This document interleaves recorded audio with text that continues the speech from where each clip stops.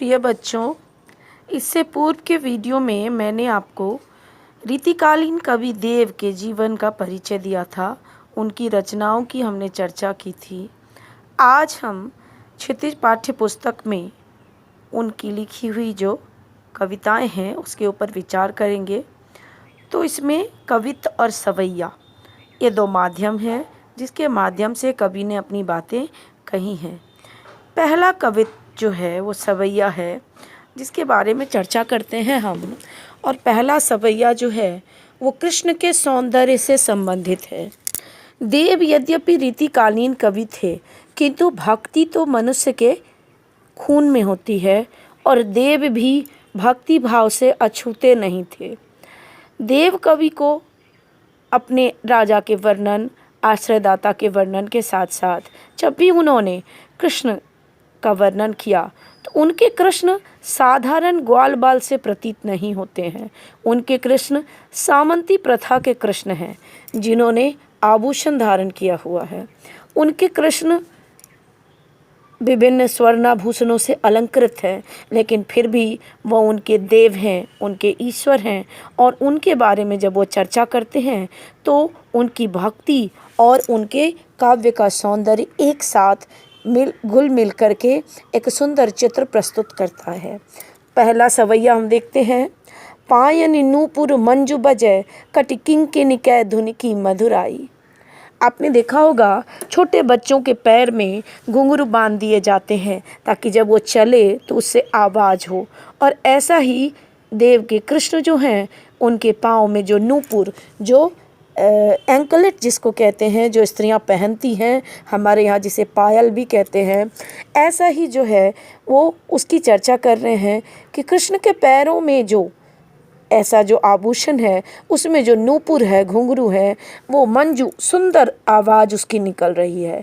कटि किंकिणिकै धुन की मधुराई। कटि अर्थात कमर, और कमर पे जो उन्होंने करधनी पहन रखी है उसमें भी घुंघरू लगे हैं जिसकी सुंदर आवाज़ सुनाई दे रही है। सांवरे अंग लसे पट पीत हिय हुलसे बनमाल सुआई। और कृष्ण का रंग कैसा है? सांवला है और उस पर उन्होंने पीत वस्त्र धारण किए हुए हैं। कृष्ण का एक नाम पीतांबर भी है, पीला वस्त्र धारण करने के कारण। ऐसा कहा जाता है कि माता यशोदा को अपना पुत्र पीले वस्त्रों में बड़ा प्रिय लगता था और सदैव वो उन्हें पीला वस्त्र ही पहनाती थी। और बैजयंती फूलों की माला उन्हें बड़ी पसंद है। आपने देखा होगा बैजयंती के फूल लाल और पीले और कभी कभी पीले और लाल चित्तीदार भी होते हैं, तो ये कृष्ण को बड़े पसंद हैं। और उन्होंने अपनी गर्दन में बैजयंती माला पहन रखी है जो उनके हृदय पर बहुत ही प्रसन्नचित्त हो रही है क्योंकि उसे कृष्ण के हृदय पर वास करने का अवसर प्राप्त हुआ है। माथे किरीट बरे दृग चंचल मंद हंसी मुख चंद जुनाई। और अब देव कवि कहते हैं कि कृष्ण ने माथे पर जो मुकुट धारण कर रखा है वो मणिमाणिक्य से युक्त है और उनकी आँखें बड़ी बड़ी हैं और बड़ी चंचल हैं, नटखट आँखें हैं। और चेहरे पर मंद मंद मुस्कान जो है वह शोभायमान है।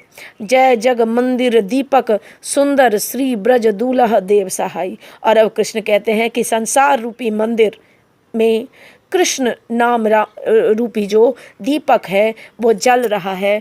और ये ब्रज दूल्हा, ब्रज के जो दूल्हा है अर्थात कृष्ण जो हैं, क्योंकि वहाँ बहुत सारी गोपियाँ हैं जो उन्हें स्वामी के रूप में देखती थी, तो जो ऐसे जो कृष्ण हैं ऐसे कृष्ण देव पर सदैव सहाय रहें, देव पर अपनी कृपा दृष्टि बनाए रखें, ऐसा देव कवि कहते हैं। ये पहला सवैया है जिसका अर्थ है। इस अर्थ के आधार पर आप पाठ के प्रश्नों का उत्तर लिखें। अब दूसरे वीडियो में मैं आपके लिए कवित्त लेकर के उपस्थित होंगी। तब तक के लिए धन्यवाद।